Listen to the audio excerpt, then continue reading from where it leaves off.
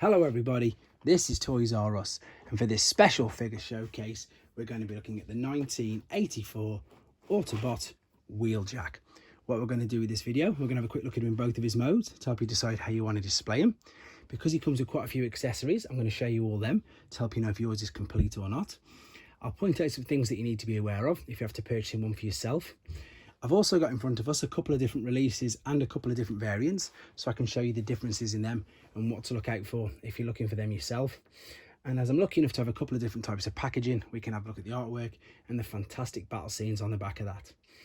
Okay, here we go. And again, he doesn't really need an introduction. He's such a great character, such a great toy, one of the originals, 1984 Series 1 or Wave 1, however you refer to it as. He is, of course, Wheeljack. And the best thing about this guy is that he displays brilliantly in either mode. Now, granted, his articulation is incredibly limited because he is a G1 toy. And before that, obviously, he was released briefly as part of another toy line. But I just love it. I mean, look at it. It's super basic. It's super blocky. His arms are too long for his body if you want to be really, really pedantic. But he just looks brilliant. Articulation wise, you can move the arms at the shoulders. The legs, unfortunately, are completely fused, so there's nothing you can do there. And I suppose you can say there's a bit of wrist movement, but that's mainly for transformation. But he can't hold anything in his hands anyway, so it is a bit pointless. But just look at it. It's stunning. I really, really like it. So if you have to one for yourself, the main thing obviously is stickers. Stickers play a big part with this guy. Also, obviously, it's bright white, so I've seen some sun-faded ones. Yep, they can get faded quite easy.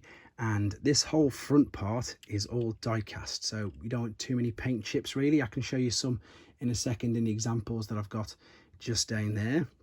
But yeah, there he is in robot mode, and I think he looks stunning. The great thing is as well, if you haven't got the rocket launchers, or if you haven't got the wings at the back, he still displays really good. So while we're talking about accessories, so the two wings are, of course, these, and these attach at the back.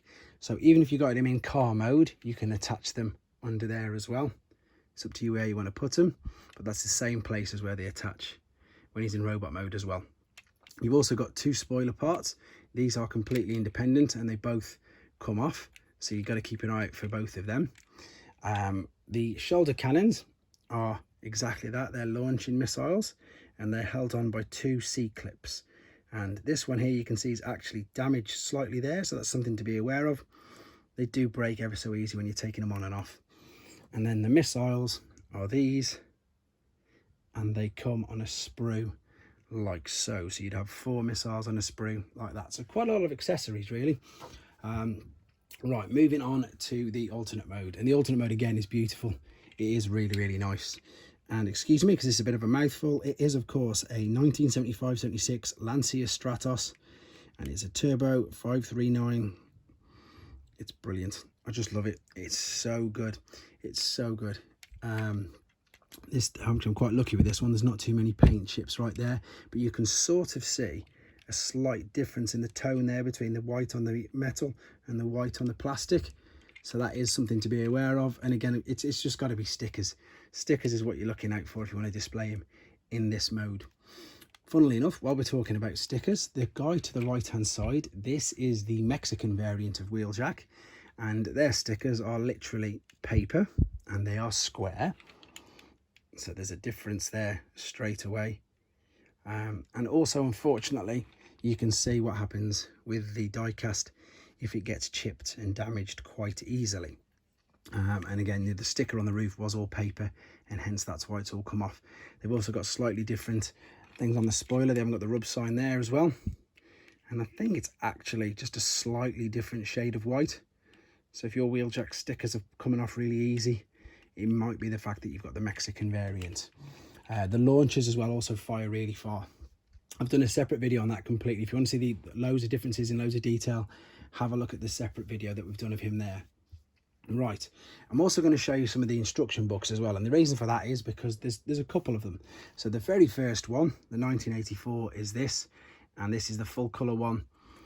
And I love the way that they actually colour in his windscreen red, which of course isn't true at all. So yeah, the 84 is complete full colour. There's your accessories, there's your sticker sheet, and of course that's what he looks like.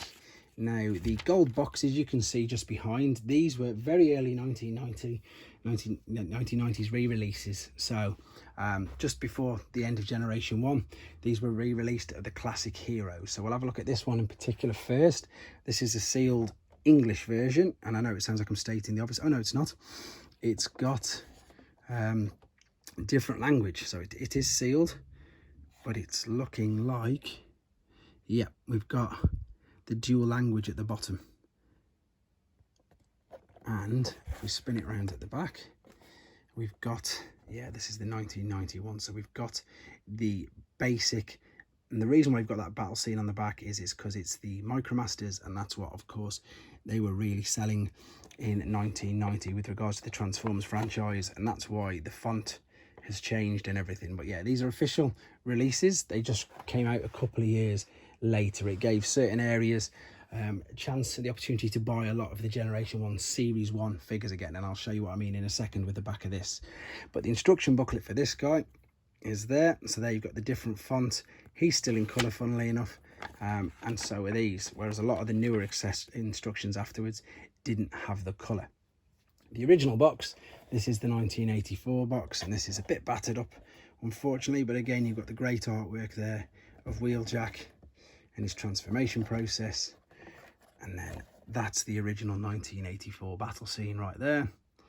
There's the tech spec, and the previous owner has got the robot points as well, or did have them. But there's that lovely bit of artwork. Again, they're the first wave of figures that were released.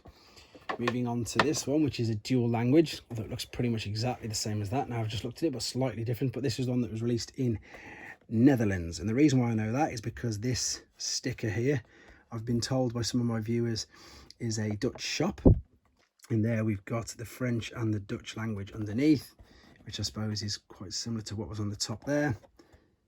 And then if we spin it round, this was the year later. So what you've got the year later is, these are the figures that I was just referring to, so the ones they re-released again, the Classic Heroes. So you've got Sideswipe, Swindle, Hotspot, Sandstorm, Astro Train, Trax, Jazz. Not all of Wave 1, but a lot of the sort of main characters, and then a couple of the combiners as well. So the first 4 combiners, you can see you've obviously got Blastoff and Blades there as well, and Swindle.